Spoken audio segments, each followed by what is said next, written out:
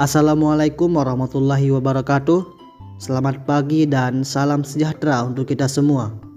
Kali ini kita akan membahas materi tentang artikel dalam media pembelajaran kelas 12 semester 2 pada kompetensi dasar 3.11 dan 4.11. Perkenalkan, nama saya Janji Akbar Agawadani sebagai moderator. Selanjutnya kita akan mendengarkan para pengembang materi. Pengembang pertama akan disampaikan oleh saudari Indah Khairunisa. Pengembang kedua akan disampaikan oleh saudari Hamidiah Puspita Dewi. Pengembang ketiga akan disampaikan oleh saudari Juriah Krotul Aini. Pengembang keempat akan disampaikan oleh saudari Fitri. Pengembang yang terakhir atau kelima akan disampaikan oleh saudari Husna Hayati. Selanjutnya, saya persilakan kepada pengembang untuk menjelaskan materinya. Halo semua, saya Indah Khairunisa akan menjelaskan mengenai kompetensi dasar yang dimana terdapat KD 3.11 yaitu menganalisis kebahasaan artikel dan atau buku ilmiah. Selanjutnya, KD 4.11 yaitu mengonstruksi sebuah artikel dengan memperhatikan fakta dan kebahasaan. Selanjutnya, mengenai tujuan pembelajaran, yang dimana tujuan pembelajaran KD 3.11 yang pertama, membandingkan unsur kebahasaan dalam artikel dan atau buku ilmiah. Yang kedua, memerinci kaidah kebahasaan dari teks artikel dan atau buku ilmiah. Selanjutnya, tujuan pembelajaran KD 4.11 yang pertama, peserta didik memahami kebahasaan artikel, dan yang kedua, menyusun artikel dengan memperhatikan fakta dan kebahasaan. Halo semuanya. Baik, di sini saya akan menjelaskan tentang pengertian artikel. Apa itu artikel? Artikel adalah sebuah karya tulis lengkap seperti laporan berita atau isai yang berisi fakta dan opini yang dapat mendidik, membujuk, dan meyakinkan pembaca atau sekedar menghibur pembaca, yang dibuat untuk dipublikasikan di media cetak maupun media sosial. Artikel bertujuan untuk menyampaikan gagasan dilengkapi data dan fakta yang disajikan dalam bentuk tulisan. Nah, selanjutnya ada fakta dan opini. Fakta adalah keadaan atau peristiwa yang benar-benar ada atau terjadi di kehidupan nyata. Sedangkan opini berbeda dengan kalimat fakta yang mengandung kebenaran yang sudah terbukti. Kebenaran opini belum terbukti.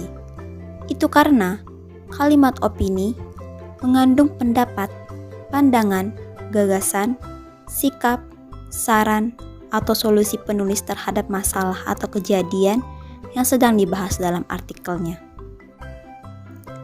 Di sini terdapat 3 struktur artikel. Yang pertama, pernyataan pendapat atau thesis statement atau topik yang akan kamu kemukakan. Yang kedua, argumentasi tentang pendapat atau pandangan kamu terhadap masalah yang dikemukakan. Pada bagian ini disebut argumentasi. Dan yang ketiga, penyataan ulang pendapat, yakni menegaskan kembali pendapat yang telah dikemukakan agar pembaca yakin dengan pandangan atau pendapat tersebut. Baik, di sini saya akan memberikan 4 contoh penggunaan bahasa. Yang pertama, pada saat membuat opini, gunakan bahasa yang komunikatif. Yang kedua, tidak bertele-tele dan ringkas penyajiannya dalam menggali gagasan dan argumentasi. Yang ketiga, gunakan kalimat efektif, efisien, dan mudah dimengerti. Yang keempat, jika menggunakan istilah asing atau bahasa daerah, buatlah pedoman kata dalam bahasa Indonesia. Di sini saya akan melanjutkan materi sebelumnya, yakni ada unsur kebahasaan artikel dan buku ilmiah. Nah, yang dimana dalam unsur kebahasaan artikel dan buku ilmiah ini ada 3 bagian, yakni yang pertama adverbia. Adverbia adalah bahasa yang dapat mengekspresikan sikap eksposisi agar dapat meyakinkan pembaca.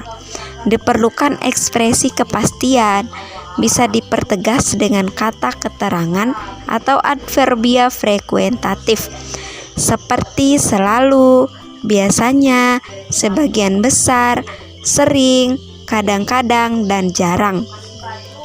Yang kedua ada konjungsi.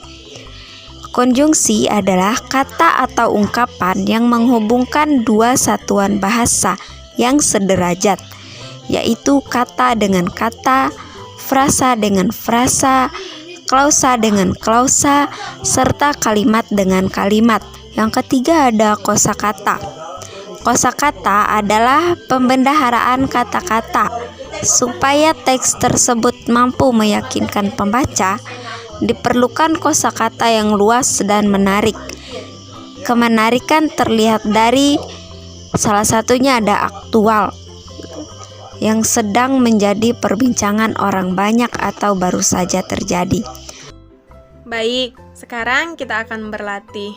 Berlatih untuk memahami struktur dan kaidah kebahasaan teks artikel yang berjudul Pendidikan Indonesia di Tengah Pandemi COVID-19 dan teks artikel yang berjudul Kebakaran Hutan yang Terjadi di Indonesia. Dari kedua teks artikel tersebut, silahkan Ananda semuanya menemukan struktur dan kaidah kebahasaan yang ada dalam kedua teks tersebut. Kemudian, jangan lupa diisi pada tabel berikut. Baik, silahkan cermati tabel tersebut. Yang pertama itu, kita akan menganalisis struktur teks artikel, di mana yang pertama itu pernyataan pendapat. Teks pertama apa, teks kedua apa. Yang kedua itu argumentasi. Pada teks pertama apa, pada teks kedua apa. Dan yang ketiga yaitu pernyataan ulang. Pada teks pertama apa, pada teks kedua apa.